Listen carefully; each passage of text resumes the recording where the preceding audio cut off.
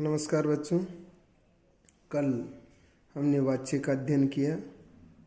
वाच्य में वाच्य के तीन भेद, कर्तृवाच्य, कर्मवाच्य और भाववाच्य, तीनों वाच्यों का अध्ययन किया।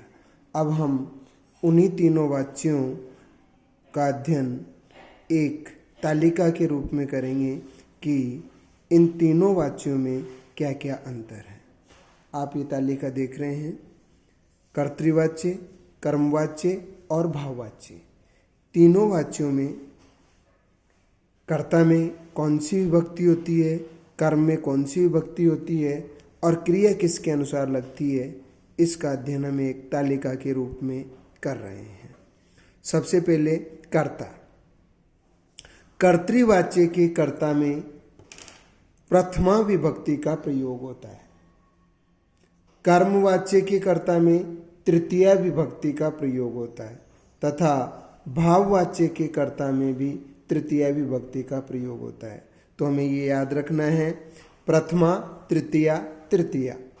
प्रथमा कर्तृवाच्य, प्रथमा कर्मवाच्य, भाववाच्य, तृतीया विभक्ति। कर्ता में कर्ता की विभक्तियों का ज्ञान। हम वाक्य को देखते ही उस वाक्य को पहचान सकते हैं कि ये वाक्य कर्तृवाच्य का है, कर्मवाच्य का है या भाववाच्य का है। कर्तृवाच्य के कर्म में द्वितीय विभक्ति का प्रयोग होगा। कर्मवाच्य के कर्म में प्रथमा विभक्ति होगी और भाववाच्य में कर्म होगा ही नहीं। जब कर्म नहीं होगा तो वह वाक्य भाववाच्य होगा। तो कर्मवाच्य और कर्तृवाच्य में कर्म की विभक्तियों का हमें ध्यान रखना है। कर्तृवाच्य में द्वितीय विभक्ति और कर्मवाच्य में प्रथमा विभक्ति।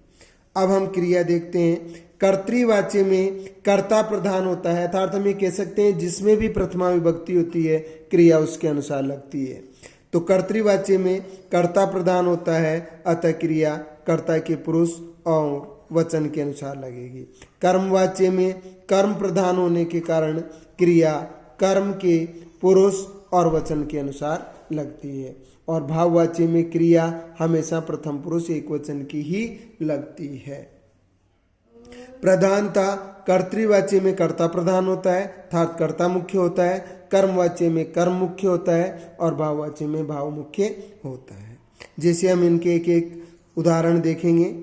जैसे रमा कर्तृवाच्य में वाक्य, रमा वाटिकाम गच्छति, यहाँ पर कर्ता प्रथमा विभक्ति का है, कर्म में द्वितीय विभक्ति है और क्रिया कर्ता के पुरुष और वचन के अनुसार रमा प्रथम पुरुष एक वचन है तो क्रिया भी हमने प्रथम पुरुष एक वचन की लगाई, गच्छति।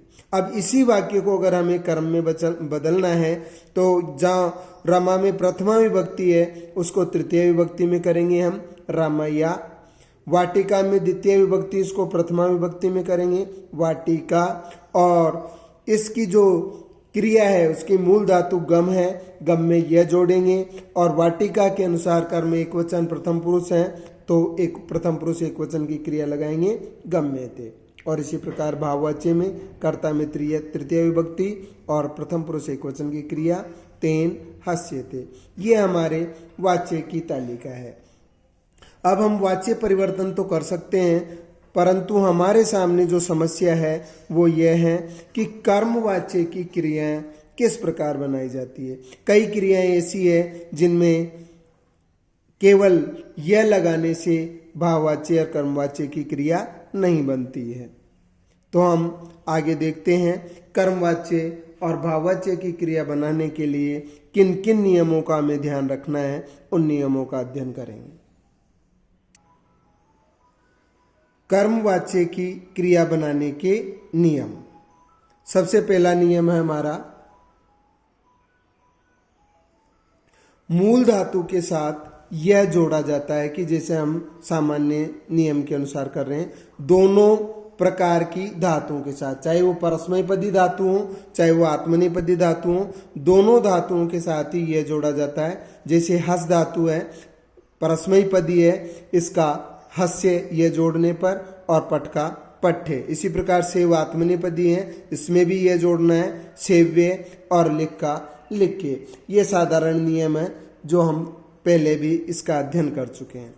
अब दोनों प्रकार की धातुओं के रूप आत्मनेपद में ही चलते हैं, अर्थात आत्मनेपदी धातुओं के जैसे रूप चलते हैं। सेवते, सेवेते, सेवन्ते, सेवसे, सेवेथे, सेवध्वे, सेवे, सेवावहे, सेवामहे। इस प्रकार ही हमें यह लगाकर रूप चलाना है। यहाँ पर हमने पठ धातु के तीनों पुरुषों और तीनों वचनों में रूप लिखे हैं, उनका अध्ययन करते हैं। पठ में ये जोड़ा, पठ्य बना और सेव धातु की तरह रूप चलाया।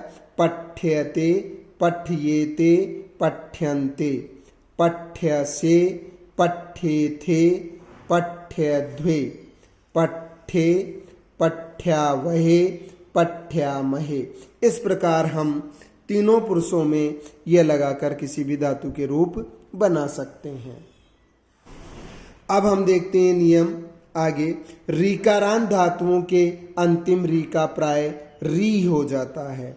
जैसे कि कोई भी धातु है जिसके अंत में री की मात्रा है, वह री की मात्रा हटकर क्या बन जाएगी, री हो जाता है। जैसे हम देखते हैं क्री, क्या में री की मात्रा है तो ये क्या में री की मात्रा हट जाएगी और री लग जाएगा, अर्थात र और र में ई की मात्रा। तो क में र लगाया क्र बना, उसमें ई की मात्रा लगाया क्री, और यह हमें जोड़ना ही है और हमारा रूप बना क्रियते।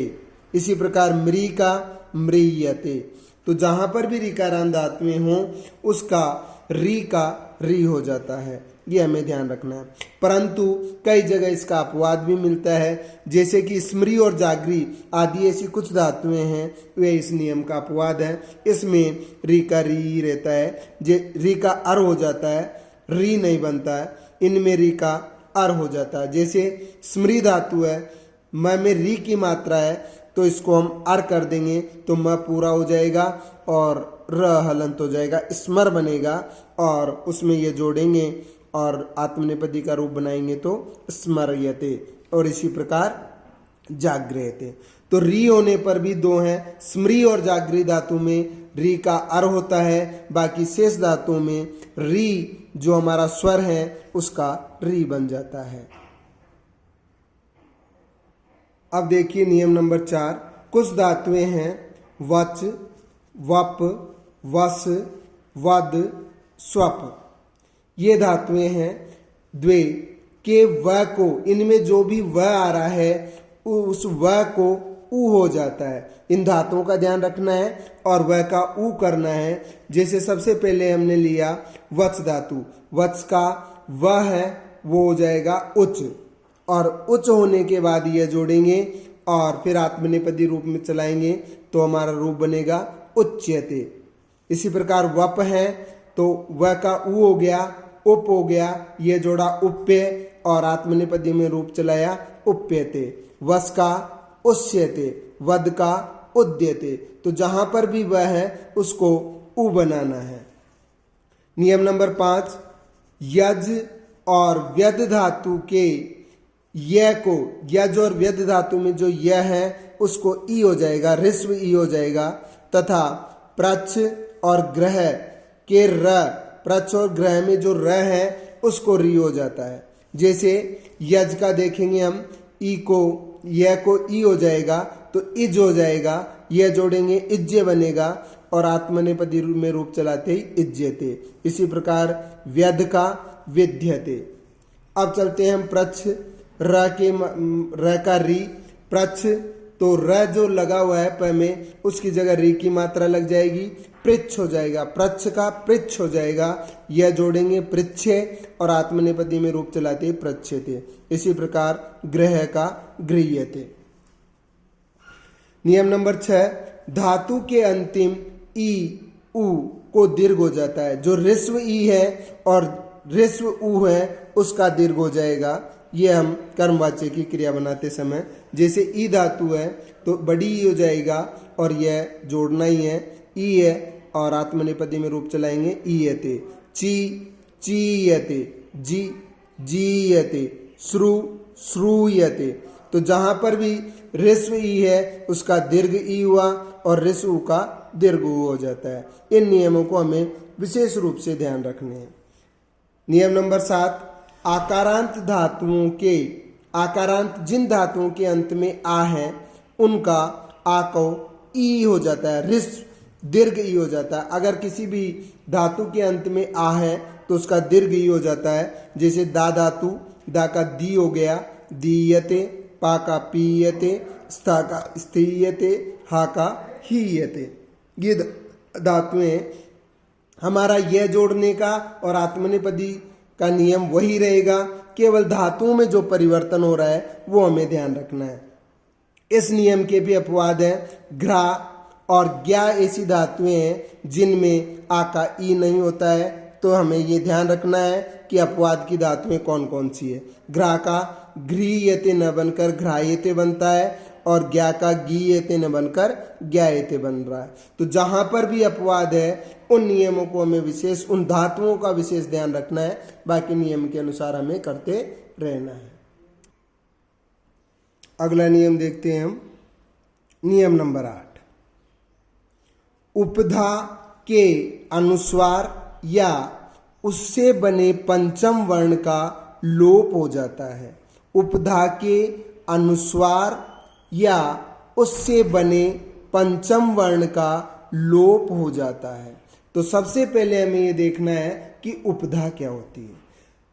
धातु के अंतिम वर्ण, चाहे वो स्वर हो या व्यंजन हो, अंतिम वर्ण से पहले आने वाला वर्ण उपधा कहलाता है।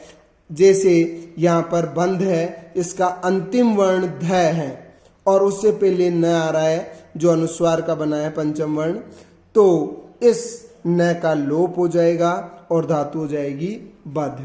उसमें यह जोड़ेंगे, बध्य बनेगा और आत्मनेपदी धातु की तरह रूप चलाते ही उसका रूप बन जाएगा बध्यते। इसी प्रकार रंज, रंज में ज अंतिम वर्ण के पहले जो पंचम वर्ण आ रहा है वो है, तो ये इसका लोप हो जाएगा, रंज का रज रह जाएगा और यह जोड़ेंगे तो रज्य और आत्मनेपदी धातु की तरह रूप चलाते ही वह बन जाएगा रज्यते। इसी प्रकार मंथ, मथ्यते, ग्रंथ, ग्रथ्यते, प्रशंस, प्रशस्यते। ये हमें ध्यान रखना है कि उपधा के अनुस्वार या उससे बने पंचम वर्ण का हमें लोप करना है। इसमें भी अपवाद है। संक और वंश धातुएं ऐसी हैं जिनमें अनुस्वार या उससे बने पंचम वर्ण का लोप नहीं होगा, तो इसमें ये दो धातुओं का हमें ध्यान रखना है। नियम नंबर 9, धातु के अंतिम री, पहले ऋस्व री था, ये दीर्घ री है। री भी हमारे दो तरह के स्वर हैं, दीर्घ री, वहां पर दीर्घ री का ईर हो जाता है, ऋस्व दीर्घ ई और र। जैसे वी प्लस द्री डबल मात्रा है, इसका दीर्घ री है तो इसका दी ईर हो जाएगा, तो द रह गया री की मात्रा हटने पर तो दीर हो गया, विदीर यते, और यह और ते तो हमें जोड़ना है, नी प्लस ग्री निगीर यते। इस प्रकार हमें ये नियमों का ध्यान रखना है। नियम नंबर 10, दीर्घ ई और उ अंत वाली, जिन धातुओं में दीर्घ ई की मात्रा है या दीर्घ उ की मात्रा है या और सामान्य, इन धातुओं के साथ सामान्य रूप से यह जोड़ा जाता है। जैसे नी, नीयते, भू, भूयते, हस, हस्यते, पठ, पठ्यते।